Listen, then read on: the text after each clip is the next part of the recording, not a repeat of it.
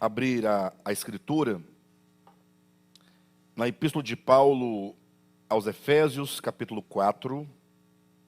Nós vamos seguindo aqui no nosso estudo dessa epístola, hoje a partir do versículo 17, vamos ler do 17 até o versículo 24. Mais um trecho, dando sequência, né? Sempre dando seguimento, como eu costumo falar aqui na reunião do Querigma, uma leitura de ir e vir, né?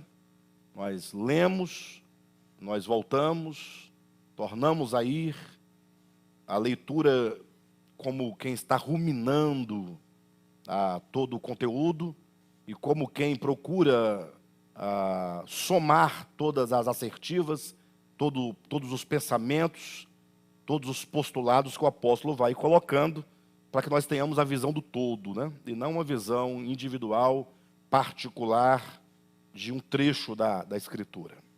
Então, leia comigo, capítulo 4 de Efésios, do versículo 17 até o versículo 24. Diz assim: Isto, portanto, digo, e no Senhor testifico, que não mais andeis como também andam os gentios, na vaidade dos seus próprios pensamentos, obscurecidos de entendimento, alheios à vida de Deus por causa da ignorância em que vivem, pela dureza do seu coração, os quais, tendo se tornado insensíveis, se entregaram à dissolução, para com avidez cometerem toda sorte de impureza. Mas não foi assim que aprendestes a Cristo, se é que de fato o tendes ouvido e nele fostes instruídos, segundo é a verdade em Jesus, no sentido de que, quanto ao trato passado, vos despojeis do velho homem, que se corrompe segundo as concupiscências do engano, e vos renoveis no espírito do vosso entendimento, e vos revistais do novo homem, criado segundo Deus, em justiça e retidão, procedentes da verdade. Amém?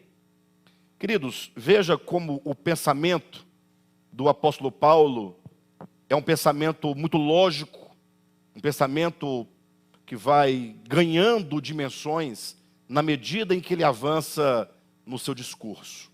Quando nós olhamos para essa carta, para nós podermos chegar até o versículo 17 em diante, basta você observar que o apóstolo começa a nos falar, no capítulo 1, acerca do supremo propósito de Deus. Capítulo lindo.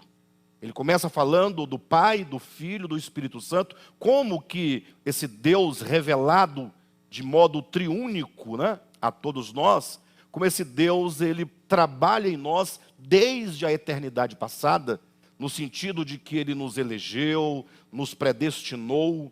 Lógico, eu sei que há muita crítica concernente à questão, como pode Deus eleger e predestinar, se eleição e predestinação estão intimamente vinculadas à questão temporal, né? Questão da previsibilidade, de você prever, de você desejar algo futuro. Como pode ser isso se Deus é eterno e o tempo e o espaço habitam nele, que é eterno? Nós temos que entender que a Escritura, ela sempre vai usar uma linguagem humana. As categorias com as quais a Bíblia trabalha, ela é a categoria tempo, espaço, temporal e espacial, porque a Bíblia foi feita para o homem, né? Não foi feita para anjos, nem para Deus, nem para seres de outra dimensão.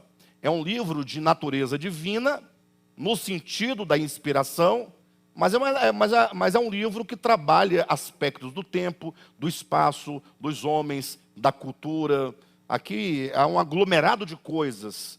Tanto é que a nossa leitura tem que ser feita por divisões de substratos, né? Quando você lê a Bíblia do ponto de vista histórico, você lê a Bíblia do ponto de vista social, do ponto de vista, digamos, da visão, da cosmovisão daquele que fala, do narrador, é o ponto de vista narrativo, e lê a Bíblia do ponto de vista hermenêutico, como quem busca a revelação de Deus. Então são vários níveis de leitura. Como os cristãos não costumam fazer essa distinção, eles tomam tudo por palavra de Deus e querem colocar tudo no mesmo nicho, né, de interpretação.